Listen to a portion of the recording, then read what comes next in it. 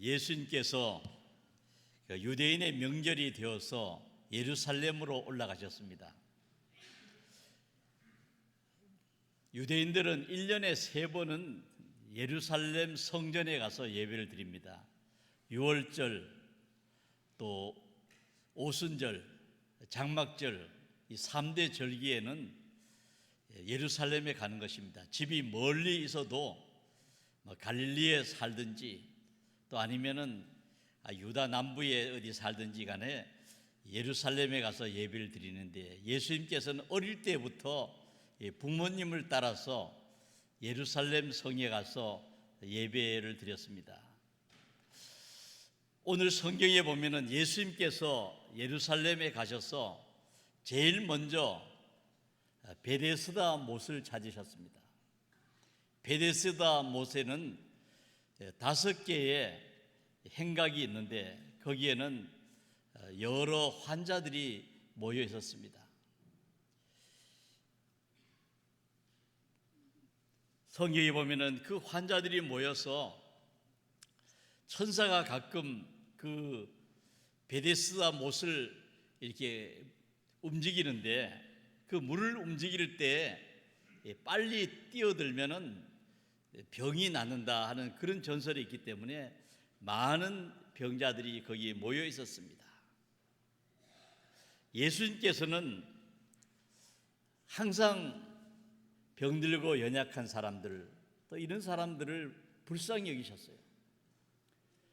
예루살렘에 오셔서 하실 일도 많았지만 제일 먼저 병자들이 모여 있는 곳에 가셨습니다. 그리고 예수님께서는 보면은 두로와 시돈 지방으로 가신 적이 있는데 거기에 가서 다른 특별한 일을 했다는 기록이 없습니다. 거기에 보면은 가나안 여인을 만나 주시고 그의 소원을 들어주셨는데 그의 딸이 흉악히 귀신 들렸나이다. 그 병든 딸을 고쳐주신 이야기가 기록되어 있습니다. 예수님께서 여리고로 들어가셨는데 여리고에서 하신 다른 기록이 없고, 오직 여리고에 보면은 앞을 보지 못하는 바디메오를 고쳐주신 이야기가 기록되어 있습니다. 예수님께서는 병들고 연약한 이들을 불쌍히 여기셨습니다. 베데스다라고 하는 이 말은 자비의 집이다 하는 그런 뜻을 가지고 있습니다. 여기에 많은 병자들이 있었는데 천사가 가끔 못에 내려와 물을 움직일 때 움직인 후에 먼저 들어가면은 어떤 병에 걸렸든지 낫는다는 것입니다. 그래서 그 연못 주위에 잔뜩 기다리고 있는 것입니다. 오늘날 성경학자들은 이 베데스다 못이 간헐천으로 생각을 합니다. 오늘 이 성경에 보면은 우리에게 많은 것을 가르쳐 줍니다. 베데스다 못가의 5 행각, 그것은 어떤 의미에서 보면은 오늘 우리 사회와 같은 것입니다. 거기에는 다 문제가 있고 연약한 이들이 거기에 모여 있습니다. 오늘을 살아가는 현대인들도 보면은 나는 아무 문제가 없다, 나는 완전하다, 걱정이 없다, 이렇게 말할 사람들이 누가 있겠습니까? 오늘날에도 보면은 사람마다 다 여러 가지 불편한 문제를 안고 사는 것입니다. 어떤 사람은 몸이 불편한 사람도 있고, 또 사업의 문제로 힘들고 어려운 이들도 있고, 또 자녀의 문제로 기도하는 사람들도 있습니다. 세상에는 보면은 정치적인 문제, 사회적인 문제, 국제적인 문제, 크고 작은 문제들이 많이 있는 것입니다. 사람마다 각기 스스로 힘으로 해결할 수 없는 이런저런 어려움을 안고 사는 것이 어떤 의미에서 보면은 베데스다 못가의 5 행각과 같은 것입니다. 거기에 보면은 많은 사람들이 철저하게 치열한 생존 경쟁의 그런 자세로 사는 것입니다.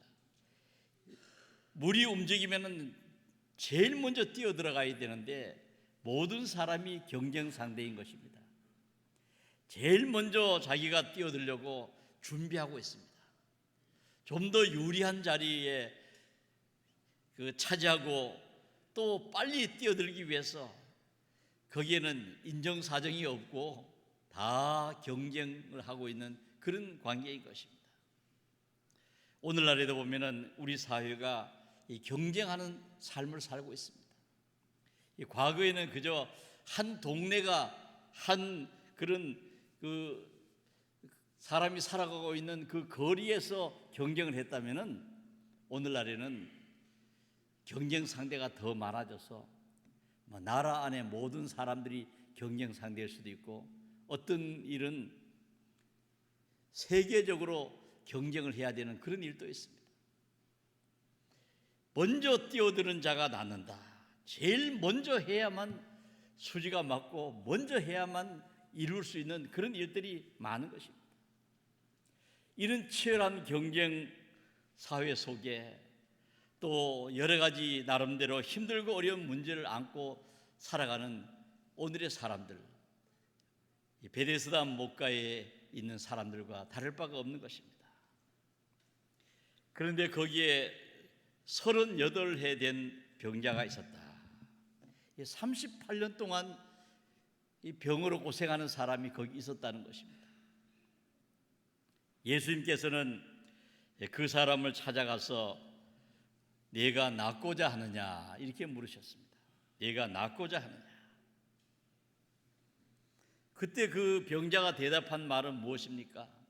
주여 낫기를 원하나이다. 그렇게 말해야 되는데 엉뚱한 이야기를 했습니다. 주여 물이 움직일 때 나를 못에 넣어주는 사람이 없어 가는 동안에 다른 사람이 먼저 내려가라이다. 이 사람의 말을 좀 분석해 보면은 물이 움직일 때 나를 못에 넣어주는 사람이 없습니다. 이 말은 38년 된 병자 38해 동안 병으로 고생한 이 사람 곁에는 아무도 없다는 것입니다. 가족도 없고 친구도 없고 이웃도 없다는 것입니다. 오랜 병으로 그를 다 떠나가고 도와주는 사람이 없습니다. 그리고 내가 가는 동안에 다른 사람이 먼저 내려가나이다. 자기는 경쟁력을 잃어버렸고 다른 사람이 먼저 내려간다고 하는 그런 원망 비슷한 말을 하고 있는 것입니다. 그는 자기의 처지를 비관하면서 나를 도와줄 사람이 없고 나보다 다른 사람이 다 먼저 내려갑니다. 예수님은 그 사람을 불쌍히 여기셨습니다. 그는 아마도 예수님이 누군지도 잘 모르는 사람이었습니다. 예수님을 제대로 알았더라면 물이 움직이기 전에 자신의 병을 고쳐주실 수 있는 그런 위대한 분이 자기 앞에 서 있는데 주여 나를 고치소서 이렇게 말할 수 있을 텐데 예수님이 누군지를 잘 몰랐습니다. 그는 물이 움직이지 않아도 고쳐주실 수 있는 하나님의 아들 예수님을 알아보지 못하고 그냥 신세 타령을 한 것입니다. 나를 물에 넣어줄 사람이 없습니다. 다른 사람이 먼저 들어갑니다. 예수님께서는 그 사람에게 얘기했습니다. 일어나 내 자리를 들고 걸어가라. 예수님의 이 말씀 한마디가 떨어지니까 그는 인생의 그 무거운 문제들이 일순간에 다 해결이 됐습니다. 38년 동안 그를 괴롭히던 그런 문제가 다 해결되고 일어나서 자기 자리를 들고 걸어갈 수가 있었습니다. 한마디로 삶을 완전히 바꾸시는 그 하나님의 아들 예수 그리스도를 만날 때 그는 38년 동안 괴롭힌 그의 그 무거운 짐을 다 해결하고 완전히 자유함을 얻고 깨끗함을 얻게 되었습니다. 우리 감리교회는 이 존 웨슬리 목사님과 또 그의 동생인 찰스 웨슬리의 그 두 분 형제가 우리 감리교회를 크게 발전시켰죠. 세우고 발전시켰는데 이 찰스 웨슬리는 찬송을 많이 작곡했습니다.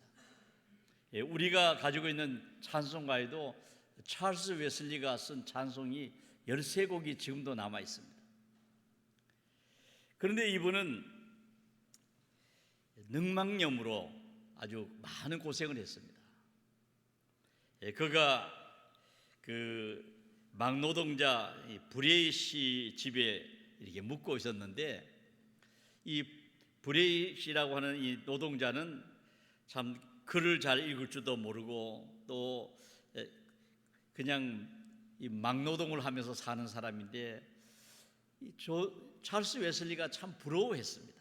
그런데도 이분은 가난해도 성령 충만하고 평화 기쁨이 가득한 그런 삶을 사는 것을 보면서 나도 저렇게 살았으면 좋겠다, 그런 마음을 가졌습니다.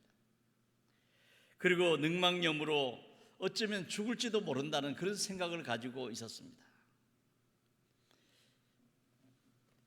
그는 형님인 존 웨슬리 목사님과 친구들이 병문안을 와서 또 기도하고 돌아갔습니다. 그때가 1738년 5월 21일이었는데 그는 혼자 남아서 이렇게 잠이 들었습니다. 그런데 이상하게도 그 어떤 분이 자기 방으로 들어오면서 얘기를 합니다. 나사렛 예수의 이름으로 일어나라. 그리고 믿어라. 너는 모든 병과 연약함에서 치유될 것이다. 그런 말을 했습니다. 그래서 그는 너무 이렇게 그 얘기를 듣고 심장이 두근거리고, 그래서 자기도 모르는 사이에 아멘 믿습니다, 아멘 믿습니다 라고 그랬습니다. 그런데 그 순간에 그의 그 어려운 그 늑막염 질병이 낫고 또 거듭남의 은혜를 체험하게 되었습니다. 그래서 우리 찰스 웨슬리는 형님 존 웨슬리보다도 3일 먼저 마음이 뜨거워지고 회심하는 경험을 얻었다. 그래서 그때부터 그는 많은 찬송을 짓고 수많은 사람들에게 감동을 주는 그런 삶을 살았습니다. 당대의 사람들은 웨슬리의 설교보다 찰스 웨슬리의 찬양이 더 은혜가 된다는 그런 말을 많이 했습니다. 하나님께서 한번 손을 써주시면은 38해를 괴롭히던 질병도 순식간에 해결되고, 삶을 힘들고 어렵게 하던 일도 하나님이 도와주시면은 능치 못할 일이 없다. 찰스 웨슬리는 그 순간에 그가 나음을 얻고, 그리고 그때부터 완전히 주님을 위해서 헌신하는 훌륭한 삶을 살게 된 것입니다. 우리는 전능하신 주님을 의지해야 될 줄로 믿습니다. 주님의 능력을 믿어야 돼요. 이렇게 이 사람이 병이 낫고 그 자기 자리를 들고 이제 걸어가는데, 유대인들, 바리새인들 이런 사람들이 얘기를 합니다. 부릅니다. 너 지금 어디 가느냐? 안식일인데 네가 자리를 들고 가는 것은 옳지 않는 일이다. 38년 동안 그 고통받던 사람이 나와서 자기 자리를 들고 가는데 시비를 거는 사람이 있었어요. 오늘은 안식일인데 자리를 들고 걸어가는 것은 그것은 잘못된 것이다. 그 자리를 든다고 하는 자체가 안식일에 하면 안 되는 일이라는 것이죠. 그러니까 이 사람이 나를 낫게 한 분이 들고 가라고 했습니다. 그렇게 대답을 했습니다. 그러니까 그 사람들이 묻기를 너를 낫게 한 사람이 누구냐? 이 38년 된 그리고 치료받은 사람은 자기를 낫게 한 분이 누군지를 몰랐어요. 예수님도 그 자리를 떠나셨고 낫게 하신 분이 누군지 인사도 못했습니다. 예수님은 38해 병중 있는 그 사람을 불쌍히 여기셨습니다. 수많은 사람 가운데 베데스다 연못가에서 그 한 사람을 택하신 것입니다. 그것은 전적인 주님의 선택이요 은혜인 것입니다. 여러분, 오늘날 우리가 이 자리에 있는 것도 하나님의 선택이요 은혜인 줄로 믿습니다. 세상에 많은 사람이 있지만은 우리를 선택해 주시고 하나님의 아들 딸로 삼아 주시고 하나님의 선택하심으로 우리가 이 자리에 있는 것입니다.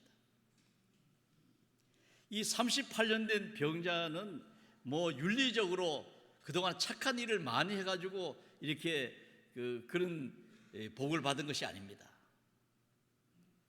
저와 여러분, 우리도 구원받은 것은 우리가 훌륭해서 남보다 나아서가 아닙니다. 바울 사도는 로마서 5장 8절에서 말씀하고 있습니다. 우리가 아직 죄인 되었을 때 그리스도께서 우리를 위하여 죽으심으로 하나님께서 우리에 대한 자기의 사랑을 확증하셨느니라. 우리가 구원받은 것은 죄인이었을 때, 회개하지 못하고 아무것도 모를 때 먼저 하나님의 아들이 우리를 위해서 돌아가셨고 또 우리를 먼저 선택해 주신 것입니다. 죄인 되었을 때 구원받은 우리, 죄인 되었을 때 치료받은 38년 된 병자나 다를 바가 없는 것입니다. 주님의 은혜로 택함을 받고 주님의 은혜로 치료를 받았어요. 그 베데스다 목가의 모든 사람이 다 고침받은 것이 아니라 택함받은 사람이 복을 받은 것입니다. 그래서 그는 자기를 고쳐주신 분이 누군지를 몰랐습니다. 그런데 나중에 예수님께서 그를 만나주셨어요. 어디서 만나주셨는가? 성전에서 만나주셨다는 것입니다. 이 치료받은 사람, 고침받은 사람은 병이 나았기 때문에 성전에 가서 하나님께 감사하고 아마 예배드리고 있었을 것입니다. 예수님은 말없이 다가오셔서 성전에서 그 38해 고생했던 그 사람을 만나주셨어요. 주님은 어디서 만날 수 있는가? 우리가 예수님은 성전에서 만나시는 분이신 줄 믿습니다.